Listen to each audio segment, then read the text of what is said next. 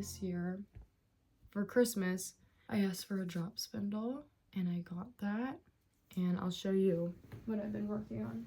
I've finished one skein that I'm not embarrassed about it, but I'm not, it just is totally like my first try. It just finished drying overnight. I really don't, I know I didn't do this correctly. I was just kind of like feeling it out, trying to do it, and seeing, like, freehanding it, because I am someone that really likes to just try to do something without instruction, because then I'm able to like develop my own way of doing it. See, it's cute. It has very different thicknesses. Like, look at this one, and then I have this tiny one, but it's kind of cool. Like, I think it's pretty cool.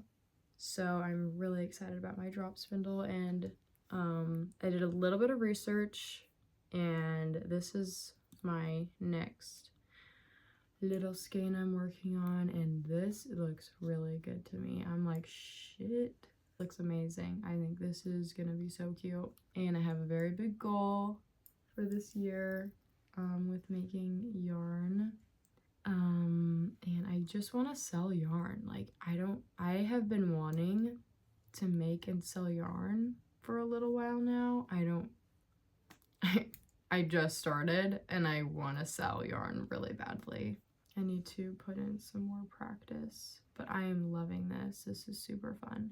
Now I'm gonna spin, and I'm really excited. And I also want to take some of my scrap yarn and prep it to be spun. I just want to play around. I don't even have the proper tools for a lot of these things. I have a spindle, I have a blending board, but I don't have the proper tools for like finishing off the yarn. I'm just going for it because it's fun for me that way, but that's it. So let's spin. And I'm just gonna sit and reflect about my year, because this has been a year. 2024, bye.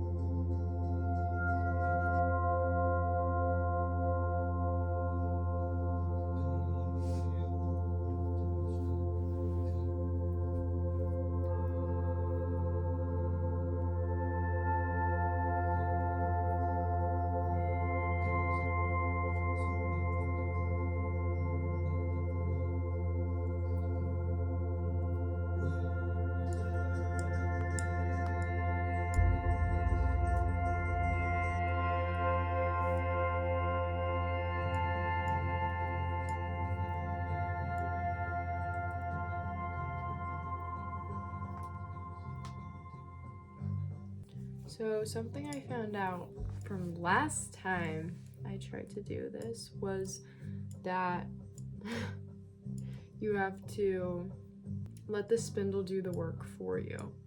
And let me demonstrate how I started spinning. I would hold it like this, and I would just twist it myself like that. Not even not even spinning the spindle itself, because it was too complicated. But I think it's because my, what is this, draft was way too thick. I couldn't figure all that out, but I feel like I'm doing a pretty good job on this second one. I know see, I know I'm not doing it perfectly, but I don't really care. Fun of it is figuring it out.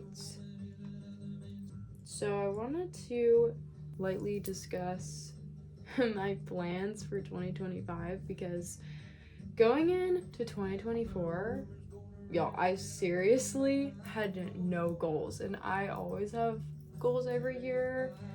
I'm a very good timekeeper because of my journaling. I'm a good record keeper.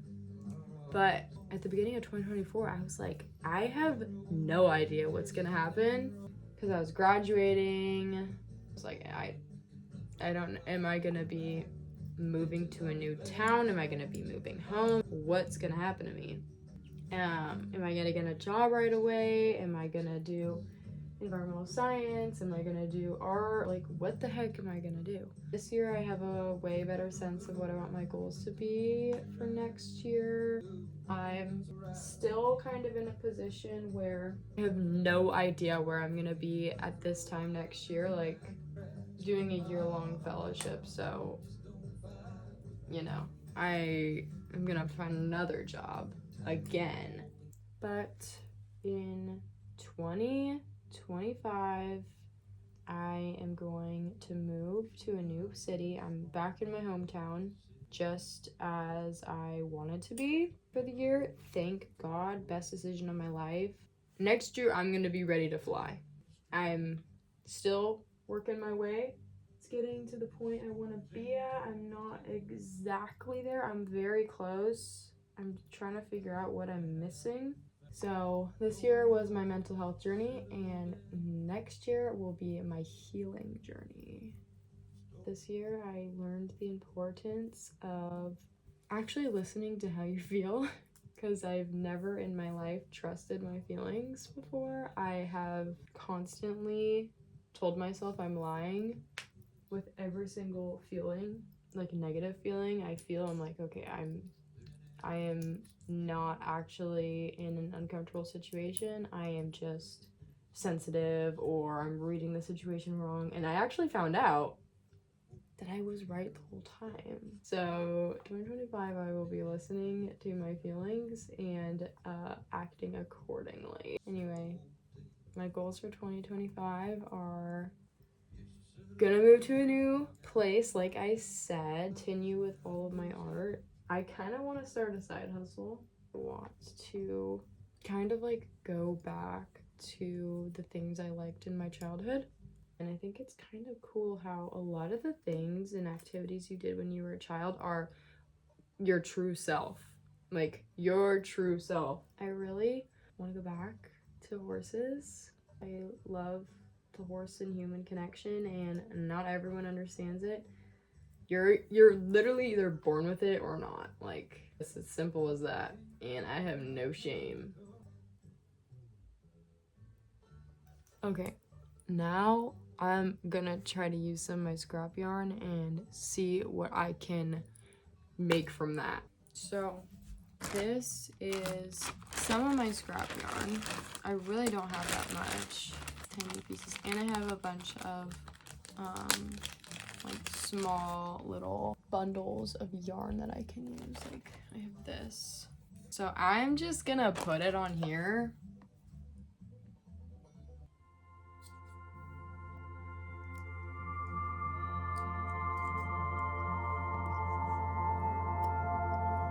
And I'm going to brush this and see what happens. Like I said, no idea what I'm doing.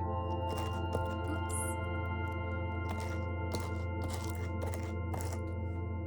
All right.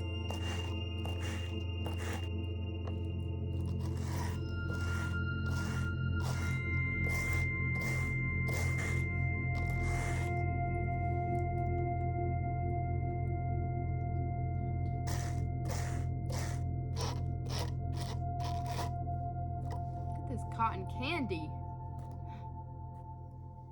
Okay. It's not perfect. I think I could work on it more, but I think I need to keep brushing it though.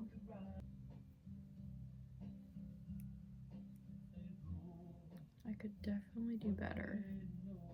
But I'm not gonna lie, I feel like this is a good start. That was fun. Here's kind of what I made.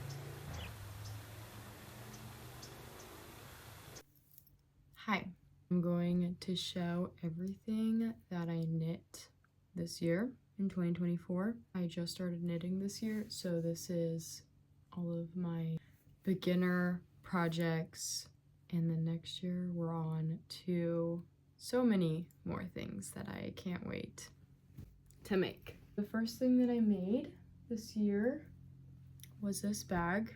This was my first project ever, and I think I did a good job. I made every single piece separately because I just know how to make panels, and I made and sewed in a little lining, which I can show. It has little pockets to put things that are kind of falling apart now, and then I also sewed some fabric into the straps so that it would not stretch at all. But I feel like this is a pretty good first knit project ever. The next thing I made this year, which was in the late summer because I took a break, was this top. And I made this little ceramic pendant that I was making for a necklace, but I thought it would be really cute to implement it into the top. So you can tie this around your neck, you can tie the straps in different ways, but it's so cute. I think next I made this little, I hate the word poncho. I hate that word, so I like to call it a shawl. So cute. I just don't know if I like the colors. I don't know if I like this purple in it, but I was just kind of using yarn that I had, and obviously I still had a lot of blue from my tank top I made, so I thought this would be a good project to work on, and I did this in September. So that was that. Then I made this sweater, but I made every piece separately and connected them all because I wanted to make a sweater. I didn't know if I had the skills to do it all in one go. So I made it like this, and it turned out really cute. I made it with one ball of yarn. So one of the sleeves is slightly shorter than the other because there was no way. I was so determined to do this in one skein. So next I just made a very simple scrap scarf with some colors you recognize from the past projects. I actually wear it a lot. I tried to block it, but it's still curling up. Whatever. It's fine. It's fine with me. And I love her. I think the next thing I made were my little hand warmers.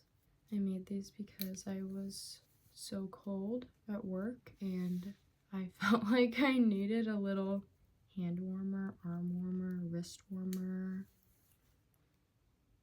And I had a little bit of yarn left from the project that I was working on a long time ago, and I really, really love these. And then I made a few hats that are gifts.